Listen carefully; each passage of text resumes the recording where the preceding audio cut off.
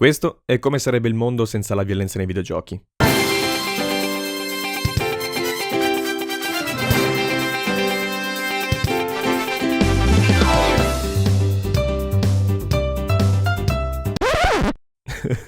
E scommetto che qualcuno la pensa davvero così. Gli attacchi contro i videogiochi violenti non sono cosa nuova. Da almeno 40 anni si danno il cambio esperti e opinionisti che si sentono in diritto di demonizzare l'intero medium, sull'autorevole base delle loro 0 ore passate a videogiocare. Oggi però non vogliamo affossarci in discorsi sterili. Ci interessa invece un aspetto di cui si parla decisamente meno. E se la violenza nei videogiochi potesse insegnarci qualcosa? E se quella patina di sangue e budella nascondesse una preziosa lezione di vita? Avete capito bene. Oggi vi parleremo del più violento videogioco contro la violenza.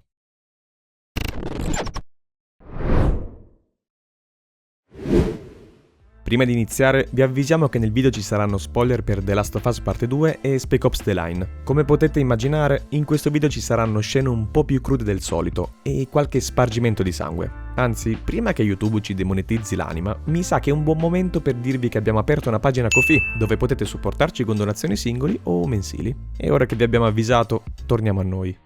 Spec Ops The Line non inizia proprio contro la violenza, visto che ci mette in mano una minigun a colpi infiniti, per annientare un'intera flotta di elicotteri d'assalto tra i grattacieli di Dubai. Una volta delicatamente atterrati, ci troviamo in un cover shooter da manuale dove ci scontreremo con due fazioni in guerra.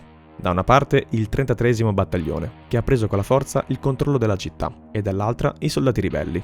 Non è chiaro chi siano i buoni qui, o cosa sia successo a Dubai, e queste domande ci attirano sempre più dentro al conflitto. E allora continuiamo a combattere. 3 soldati contro orde di nemici, sempre più vicini a ricostruire l'accaduto.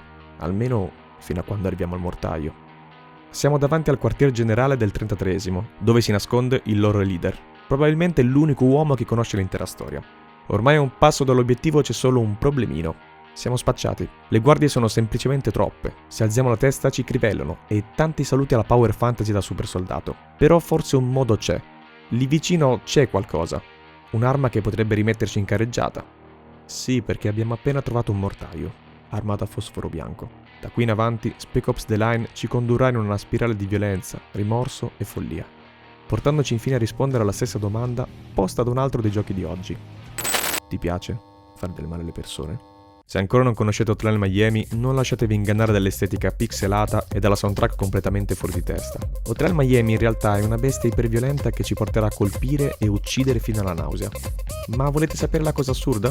Finiremo per odiare tutta quella violenza, ma andremo lo stesso fino in fondo, fino a vedere il mondo bruciare. Buona parte del design di Hotline Miami è pensata con un solo scopo: invogliarci a uccidere. Mentre pezzi di synthwave ci martellano le cervella a ritmo incessante, avanziamo veloci tra i corridoi e massacriamo chiunque ci sbarri la strada, cambiando arma dopo arma. Veniamo crivellati? Poco male. Un tasto e la carneficina rinizia all'istante. Memoria muscolare, un colpo morto, respawn. E sangue ovunque. Solo quando non si muove più nulla, la musica si calma e per finire il livello siamo costretti ad attraversare le stanze che abbiamo completamente ricoperto di rosso. Uno Splatoon di sangue e budella. Ti piace far del male alle persone? Ecco che ritorna la domanda. Ormai ci abbiamo preso gusto e col tempo non possiamo più ignorare la risposta che ci viene dal profondo. Sì, ci piace uccidere tutte quelle persone. Anzi, a un certo punto hanno smesso di essere persone e sono diventati solo punti extra da prendere al volo. L'iperviolenza di Hotline Miami ci ha desensibilizzati, ma non è abbastanza. Ancora altri livelli, più nemici, armi, morti, tutto è sempre più allucinato. Capiamo di non stare affatto bene, noi come il protagonista, e l'orrore per la violenza lascia il posto a un senso di repulsione, di ribrezzo. Ma il punto è che il gioco doveva farci arrivare a questo. Doveva spogliare la violenza da tutto il suo fascino e trasformarla in nausea.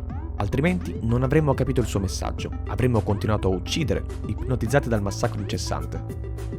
Hotline Miami, inaspettatamente, ci insegna che la violenza, quella reale, genera solo altro dolore. Sembra paradossale per un videogioco dove passi la maggior parte del tempo a uccidere, ma il punto è che anche uccidere in un videogioco può aiutarti a rifiutare la violenza reale. L'importante è come lo insegna, e il come di Hotline Miami usa l'interattività del medium per ribaltare i pregiudizi sui videogiochi violenti. In altre parole, no, tutte quelle uccisioni non ci hanno resi degli assassini, e dopo tutto quel dolore non abbiamo alcuna voglia di finire come Jacket, solo folle e in trappola. Che poi è un po' come si sente Ellie in The Last of Us Parte 2, quando decide di partire per Santa Barbara per vendicare Joel una volta per tutte, sola, perché il prezzo per inseguire la vendetta è abbandonare la famiglia che ha lottato per costruirsi. Folle, perché è perseguitata dal suo trauma, perché non c'è porto sicuro dai flashback e dal dolore. E infine è in trappola, senza una via di fuga, che non la faccia sprofondare ancora di più nell'odio e nella violenza. Ellie è consumata dalla vendetta. Tutta la sua vita, dopo Joel, si è piegata attorno all'idea che sì, vendicarne la morte non lo riporterà indietro, ma finalmente la libererà dai suoi demoni. E così non vede alternativa al suo personale inferno. Tutto ciò la porta a quel fatidico giorno su una spiaggia a Santa Barbara. Tutto quel dolore, tutta la violenza ricevuta e inflitta, ogni sua decisione l'ha portata proprio lì, alla resa dei conti. Ma davanti a Ellie non c'è solo un'assassina, c'è un'altra donna passata per lo stesso inferno, una storia speculare alla sua. Incontriamo Abby per la prima volta nel suo punto più basso, dopo 4 anni passati a cercare vendetta per suo padre. 4 anni di odio viscerale, amicizie fratturate e terribili incubi. E come se non bastasse, la morte di Joel non le ha portato alcun piacere o senso di chiusura. L'ha solo resa ancora più smarrita, più sola. Ma poi Abby incontra Lev, un serafita cacciato dalla sua gente, e trova finalmente una luce. Ora il suo obiettivo è proteggerlo, aiutarlo a trovare quella pace e sicurezza che lei stessa non sente da ormai troppo tempo. Lev è la speranza.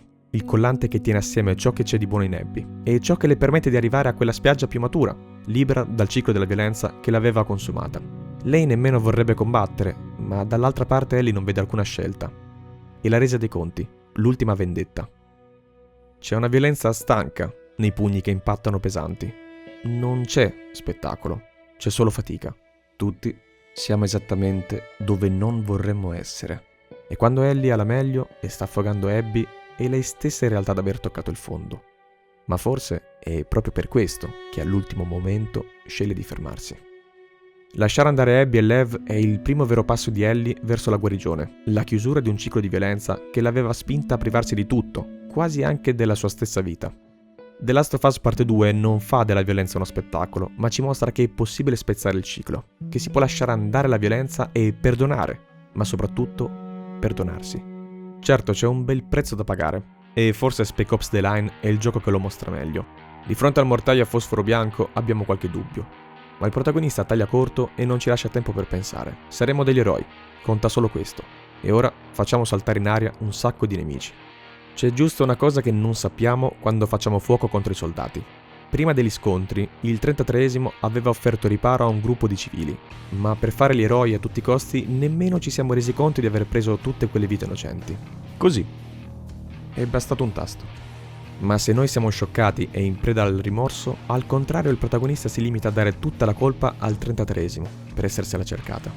Qui si vede tutta la differenza tra personaggio e giocatore, ma anche tra chi vive davvero la brutalità della guerra e chi invece si guarda gli highlights da casa. Spec Ops The Line, fin dall'inizio, ci induce a scordare la differenza tra gioco e realtà, ma appena riesce a confondere i nostri sensi, ci attacca ferocemente. Questo non è l'ennesimo Call of Duty, la violenza non è spettacolo, qui le tue scelte hanno davvero delle conseguenze. Come quando dobbiamo scegliere, sotto il tiro di un cecchino, chi uccidere tra un ladro di acqua e il soldato che nel catturarlo ha ucciso la sua famiglia. Chi deve morire? E perché tocca proprio a noi scegliere? O come quando uno della nostra squadra viene ucciso da una folla inferocita e la rabbia ci spinge quasi a premere il grilletto. Quanto sarebbe più facile sfogare l'impulso violento? Spec Ops The Line ci mette costantemente alla prova. Sei davvero superiore alla violenza? Sicuro che non vuoi usarla? Solo questa volta?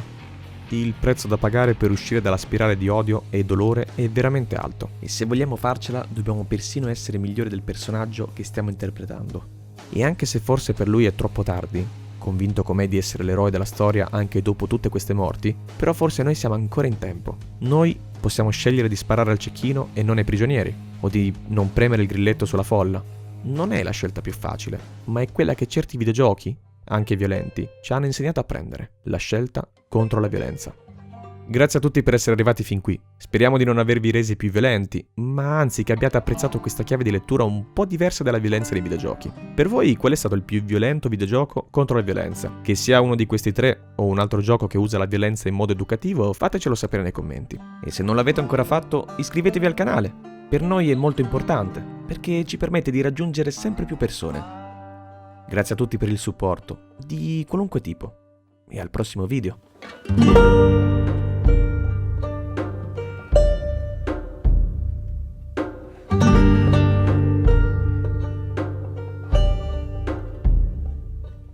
Ciao!